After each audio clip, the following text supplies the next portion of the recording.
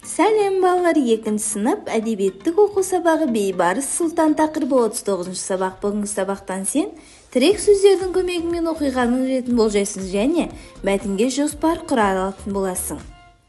Ал енді бірінші тапсырманы түсініп оқыңдар. Мәтін бөліктерінің ретін табыңдар. Бірінші тапсырма. Бейбарыс бүкіл өмірін Араб еліне өткізеді. Бала ерекше болып өседі. Ат үстінен еңкейіп жердегі нәрсені оп-оңай қағып алады. Қылышын жарқылдатып жаудан қорықпай соғысатын. Ақылына күш сай, жігіт бір күндері патша болады. Бейбарыс сұлтан атанады.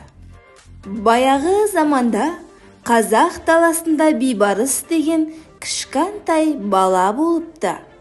Көзі оттай жайнаған, денесі шымыр екен. Жаугершілік кезінде басқа бір елдің адамдары оны ұстап алады. Өз еліне алып кетеді де құл ретінде сатып жібереді. Бейбарыс сұлтан қартайған шағында серуендеп жүріпті. Бір түп жусанды жұлып алып иіскейді. Жусанның жұпар иісі бойын елжіретеді. Кенет көз алдына туған жері елестейді. Бір ыстық сағыныш жүрегіне толады. Көзінен жас парлайды. Жусанды екі алақанына қысып, бетіне басып тұрып қалады.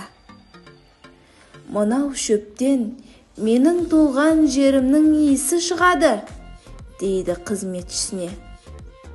Жусанды бойтұмарының ішіне салып алады. Елін сағынған кезде иіскеп мауқын басады. Бұл дүниеде туған жердің жусанынан артық ештеңе жоқ. Мәтіннің авторы Алма Қыраубаева. Балалар, енді мәтіннің ретін табайық.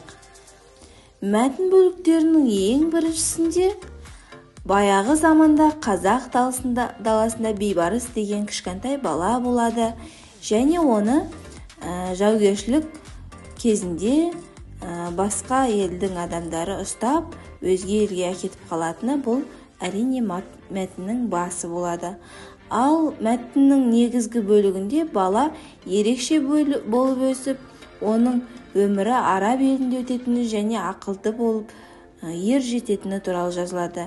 Ал мәтіннің соңғы бөлігінде Бейбарыс сұлтанның қартайған шағы және оның өзінің еліне деген сағынышы ол мәтіннің соңғы бөлігімен аяқталады. Енді балалар, анықтамалық сөздікке назар аударыңдар. Құл, басында еркі жоқ, біреуге бағынышты адам. Бойтұмар, дұға, сөз жазылған үшбұрышты қағаз. Мауқын басады. Бұл жерде сағынышын басады мағынасында келіп тұр. Дәлелде, екінші тапсырма.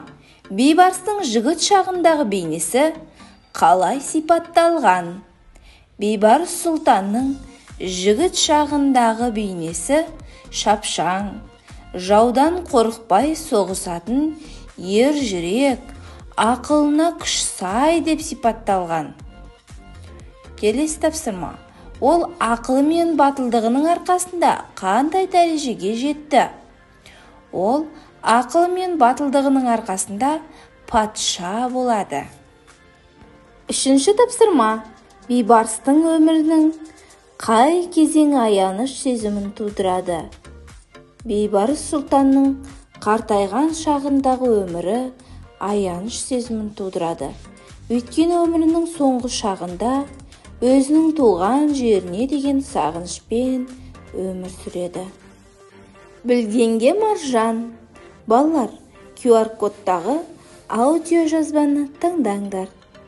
Жусан далалы, таулы, шөлейтті жерлерде өседі. Оның жұпар иісін басқа шөппен шатастырмайсың.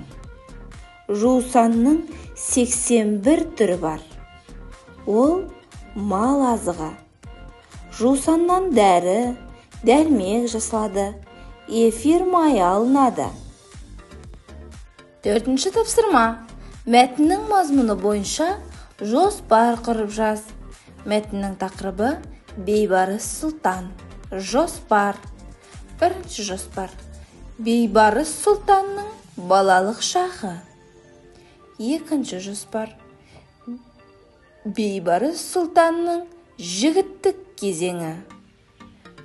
Келесі жоспар. Бейбарыс Сұлтанның қартайған шағы. Қорытындыла. 5-ші тапсырма. Туған жердің жусанынан артық ештеңе жоқ деген сөйлемді қалай түсінесің? Туған жерге деген сағыныштың орнын ештеңе баса алмайтынын және туған жердің шөбі де қымбат болатынын түсіндім. Үй тапсырмасы. Мәтіннің мазмұнын өзің құрған жоспар бойынша әңгімеле. Жарайсыңдар балалар, өте жақсы. Бүгінгі сабақ түсінікті болса, видеоға лайк басыңдар және каналға тіркеліп алыңдар.